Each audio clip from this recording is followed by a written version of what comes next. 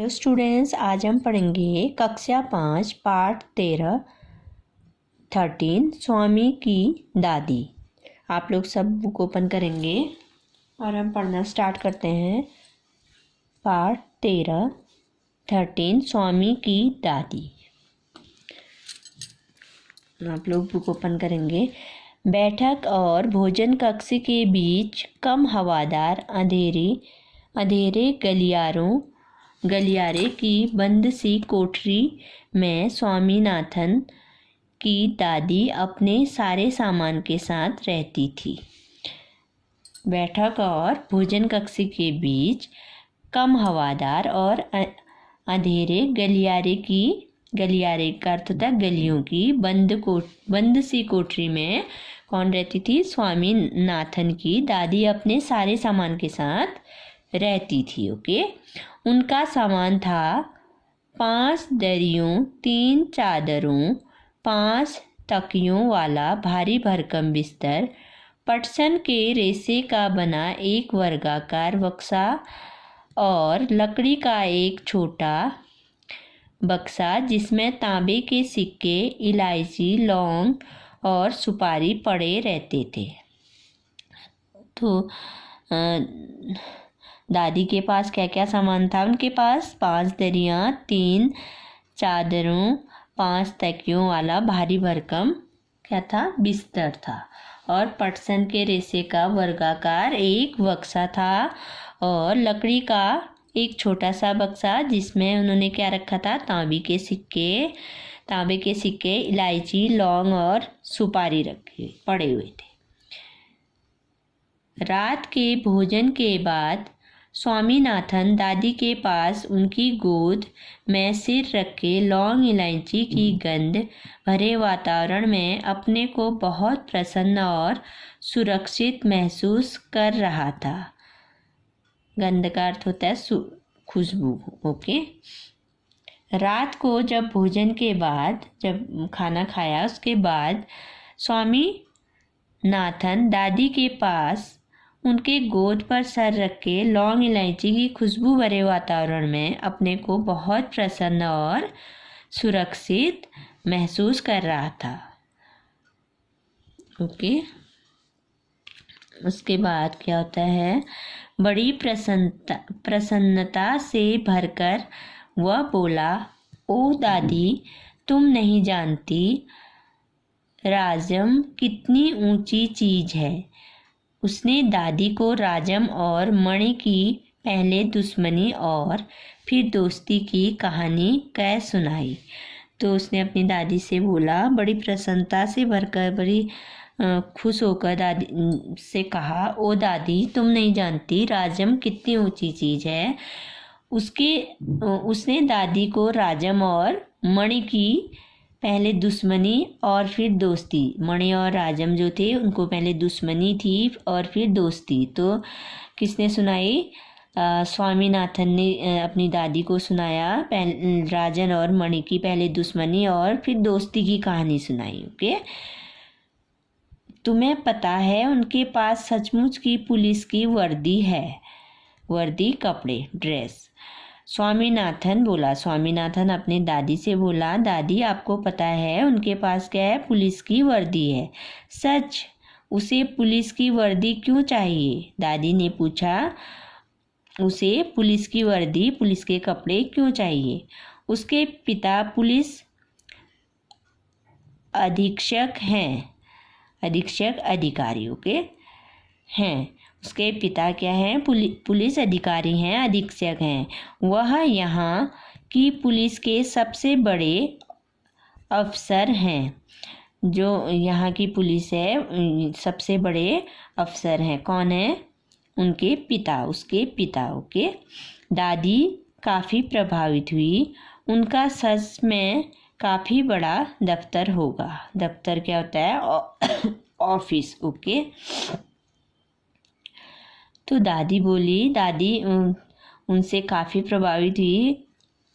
तो दादी सोचने लगी कि उनका सच में काफ़ी बड़ा दफ्तर होगा। उन्होंने कहा, फिर उन्होंने उन फिर उन्होंने उन दिनों की कहानी सुनानी शुरू की जब स्वामीनाथन के दादा रौबदार सब मजिस्ट्रेट थे, जिनके दफ्तर में पुलिस वाले कांपते हुए खड़े रहते थे।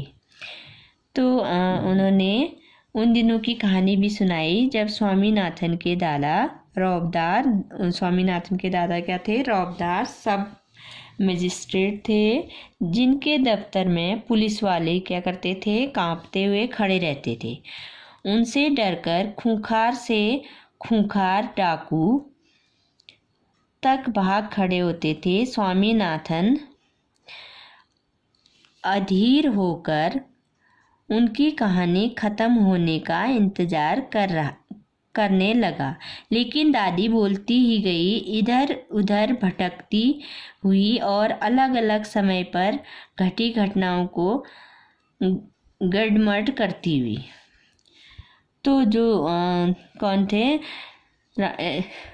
स्वामीनाथन के दादाजी थे, वो क्या थे? सब मजिस्ट्रेट थे। जब सब पुलिस वाले उनको देखकर कांपते रहते थे और खूंखार से खूंखार डाकू जो होते थे, बड़े से बड़े डाकू, भयानक से भयानक डाकू, जो बड़े भयानक डाकू होते थे, खूंखार होते थे, वो डाकू भाग खड़े होते थे। स्वामीनाथन दादी के कहानी के ख़त्म होने का इंतज़ार कर रहा था। ओके, लेकिन दादी बोलती जा रही थी, इधर उधर भटकती हुई, अलग अलग समय पर घटी घटनाओं को गड़मड़ करती हुई दादी कहानी बोलती जा रही थी। ओके, तो आगे क्या होता है बच्चों? पेज टर्न करेंगे।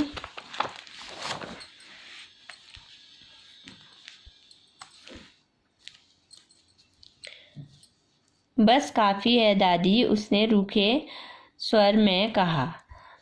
मैं तुम्हें राजम के बारे में कुछ बताना चाहता हूँ। जानती हो उसे गणित में कितने नंबर मिलते हैं? तो रूखे स्वर में कहता है, रूखे आवाज़ में कहता है, दादी अब बस करो, इतनी कहानी सुनाओ, मैं तुम्हें राजम के बारे में बताना चाहता हूँ। जानती हो उसे गणित में कितने नंबर मिले? आप जानती हो उसके गणित में कितने नंबर आए? सारे नंबर मिलते होंगे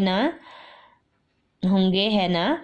दादी ने पूछा। दादी ने क्या पूछा? उसके सारे नंबर मिलते होंगे, सारे नंबर आते होंगे ना? अरे नहीं, उसे 100 में से 90 मिलते हैं। तो उसने क्या कहा? उसके 100 नंबर नहीं आते हैं, उसके कितने आते हैं? 90 नंबर। चलो अच्छा है, लेकिन तुम्हें तो मेहनत करके उसकी तरह नंबर लेने चाहिए। तुम्हें पता है तुम्हारे दादा कभी कभी ऐसे उत्तर लिखते थे कि परीक्षकों को भी चकित कर देते थे। परीक्षक क्या होते हैं? जो परीक्षा लेते हैं। ओके, चकित, आश्चर्य। किसी सवाल का जवाब देने में वे दूसरों के मुकाबले 10वां हिस्सा वक्त लेते थे। 10वां मतलब बहुत जल्दी बताते थे। ओके, वक्त, समय। और फिर उनके जवाब इतने शानदार होते थे कि कभी कभी उनके अध्यापक उन्हें 200 नंबर तक देते थे।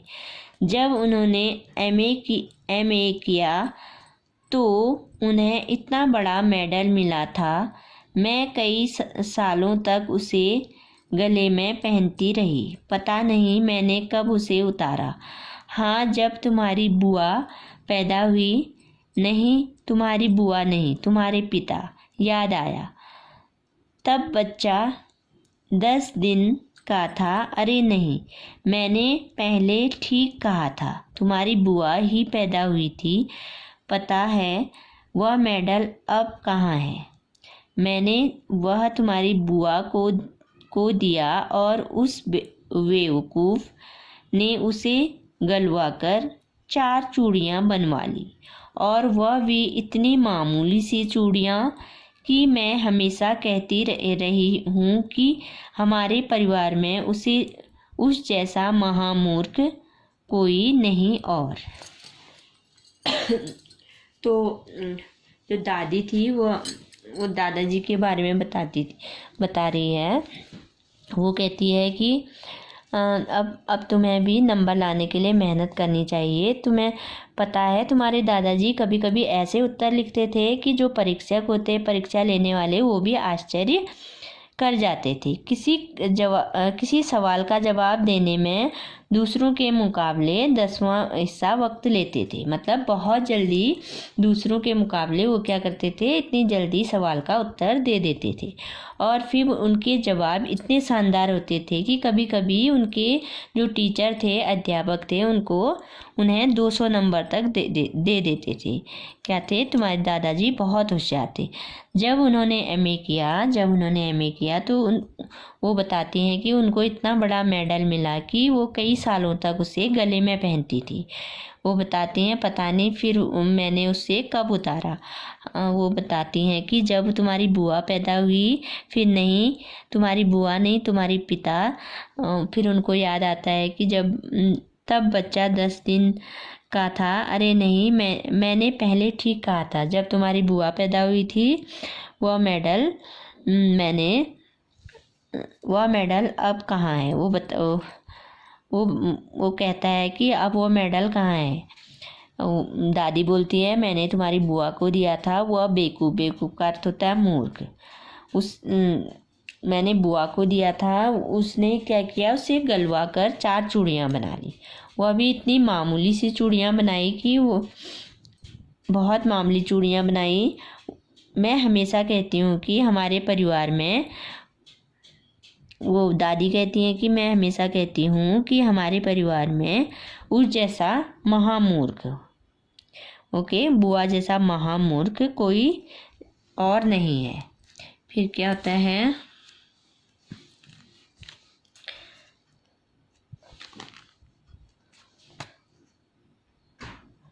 अब बस भी करो दादी, तुम बेकार की पुरानी कहानियाँ सुनाती रहती हो। क्या तुम राजम के बारे में नहीं सुनना चाहती? हाँ बोलो। तो वो अपनी दादी से बोलता है दादी अब बस करो, तुम बेकार की कहानियाँ सुनाती रहती हो पुरानी। क्या तुम राजम के बारे में कुछ सुनना चाहती हो? दादी बोली हाँ बोलो। दादी, जब राजम छोटा सा लड़का था तो उसने शेर मारा था। सच, बड़ा बहादुर लड़का है। तो अपनी दादी को बताता है कि दादी, जब राजम छोटा था तो उसने एक शेर मारा था। तो दादी बोलती है सच, वो बहुत बहादुर लड़का है। तुम यह बात मुझे खुश करने के लिए कह रही हो। तुम्हें यकीन नहीं हुआ होगा। स्वामीनाथन ने बड़े उत्साह से कहानी शुरू की। राजम के पिता एक जंगल में डेरा डाले हुए थे। राजम उनके साथ था। अचानक 2 शेर उन पर झपटे और एक ने पीछे से हमला करके पिता को गिरा दिया। आक्रमण करके। दूसरे ने राजम का पीछा किया। तो क्या कहता है वो राजम की कहानी सुनाता है राजम के बारे में। तुम यह बात मुझे खुश करने के लिए कह रही हो। तुम्हें यकीन नहीं होगा कि स्वामीनाथन ने बड़े उत्साह से कहानी शुरू की थी। स्वामीनाथन ने क्या की थी, बड़े उत्साह से कहानी शुरू की थी। राजम के पिता एक जंगल में डेरा डाले हुए थे।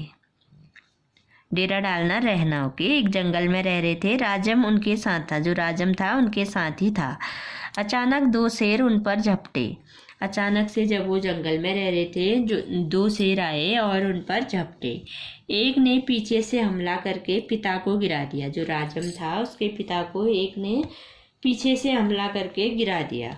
और दूसरा शेर था जो वो राजम का, उसने क्या किया, राजम का पीछा किया। उसने क्या किया, राजम था जो लड़का, उसका पीछा किया। तो नेक्स्ट पेज ओपन करेंगे। राजम एक झाड़ी के पीछे छुप गया और वहीं से गोली चलाकर शेर को मार डाला। दादी, क्या तुम सो गई? उसने कहानी खत्म होने पर पूछा। नहीं बेटा, सुन रही हूँ। तो वो राजम के बारे में बताता है। एक शेर ने क्या किया, राजम के पिता पे आगे से हमला करके गिरा दिया और दूसरे शेर ने राजम का पीछा किया। तो राजम एक झाड़ी में छुप गया और वहीं से गोली चलाकर शेर को उसने क्या किया, मार दिया। दादी क्या तुम सो गई? वो बोलता है कि दादी क्या तुम सो गई? उसने कहानी ख़त्म होने पर पूछा दादी क्या तुम सो गई? नहीं बेटा सुन रही हूँ। तो दादी बोलती है नहीं बेटा मैं कहानी सुन रही हूँ। अच्छा बताओ कितने शेर आए थे? 2 शेर राजम पर झपटे थे, दादी ने जवाब दिया। तो उसने कहा स्वामीनाथन ने कि आप सोई नहीं हो तो बताओ कितने शेर आए थे? तो दादी क्या बोली, 2 शेर राजम पर झपटे थे। स्वामीनाथन दादी के गलत जवाब से चिढ़ गया। मैं तुम्हें इतनी ज़रूरी बातें बता रहा हूँ और तुम नींद में न जाने क्या क्या उल जलूल कल्पना किए जा रही हो। उल जलूल फिजूल की, ओके, कल्पना किए जा रहे हो, उल जलूल फिजूल की या उल्टी सीधी। स्वामीनाथन ने कहा स्वामीनाथन दादी के गलत जवाब से, वो दादी ने गलत जवाब दिया था ना क्योंकि एक शेर ही झपटा था राजन के ऊपर, तो वो चिढ़ गया। मैं तुम्हें इतनी ज़रूरी बातें बता रहा हूँ। वो बोलने लगा मैं दादी आपको इतनी ज़रूरी बातें सुना रहा हूँ, इतनी ज़रूरी कहानी सुना रहा हूँ, इतनी ज़रूरी बातें बता रहा हूँ और तुम नींद में न जाने क्या क्या उल्टी सीधी कल्पना किए जा रहे हो और मैं तुम्हें कुछ नहीं बताऊंगा। वो कहता है कि मैं तुम्हें अब कुछ नहीं बताऊंगा। मैं जानता हूँ तुम क्यों ऐसा कर रही हो। तुम राजम को पसंद नहीं करती। तुम इसलिए मेरी कहानी नहीं सुन रही हो राजम के बारे में क्योंकि मैं जानता हूँ तुम राजम को पसंद नहीं करती हो। नहीं वह तो बहुत प्यारा लड़का है। तो दादी ने बड़े विश्वास से कहा। तो दादी ने बड़े विश्वास से कहा कि नहीं वह तो बहुत प्यारा लड़का है। उन्होंने राजम को देखा तक नहीं था। दादी जो थी उन्होंने राजम को देखा तक नहीं था। स्वामीनाथन खुश हो गया।